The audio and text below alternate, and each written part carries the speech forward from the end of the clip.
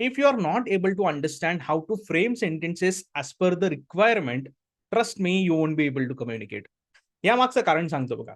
कधीही कम्युनिकेशन करत असताना आपल्याला एक महत्वाची गोष्ट समजून घ्यायची आहे आणि ती महत्वाची गोष्ट म्हणजे काय, की कुठल्याही सिच्युएशनमध्ये आपल्याला आपल्या लिंग्विस्टिक नॅचरल ॲबिलिटीनुसार कुठल्या तरी 2 लँग्वेजेस किंवा 3 लँग्वेजेस किंवा एखाद्या व्यक्तीला जितक्या लँग्वेजेस येतात, तितक्या लँग्वेजेसनुसार तो व्यक्ती कम्युनिकेट करू शकतो. मग तुमच्या ब्रेनचं काम काय असतं, की जी कम्फर्टेबल सिच्युएशन तुमच्यासाठी आहे, तुमच्याकडे तुमच्या लँग्वेज सिस्टमनुसार जे कम्फर्टेबल टूल आहे, जी कम्फर्टेबल लँग्वेज आहे, त्याच लँग्वेजला पहिला प्रिफरन्स जाणार.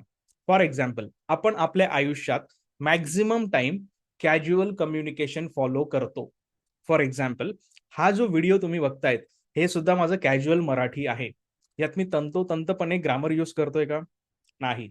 यात मी मिक्स इंग्लिश यूज करतोय. मिक्स मराठी आणि इंग्लिश यूज करतोय. म्हणजे थोडक्यात काय झालं हे, इंग्लिश आणि मराठी या दोन्ही लँग्वेजेसचं मी कॉम्बिनेशन करून बोलतोय. याला जनरली कोड मिक्सिंग असं म्हणतात. कोड मिक्सिंग म्हणजे आपण 2 लँग्वेज मिक्स केल्यात आणि त्याच्यामुळे आपण इंग्लिश आणि मराठी असं मिंग्लिश कुठेतरी आज बोलतो. जर हिंदी आणि इंग्लिश अशा दोन्हीही लँग्वेजेस कंबाईन होत असतील, तर त्याला इंग्लिश पण म्हटलं जातं. आपल्या कीबोर्डवर कधी-कधी ऑप्शन असतं बघा. अगदी त्याच पद्धतीने. तुम्हाला कॉन्फिडेंटली कम्युनिकेट करायचं असेल, तर सगळ्यात अगोदर तुम्ही ज्या भाषेत कॉन्फिडेंटली कम्युनिकेट करायचा प्रयत्न करतायत, ती लँग्वेज आधी शिकणं गरजेचं आहे.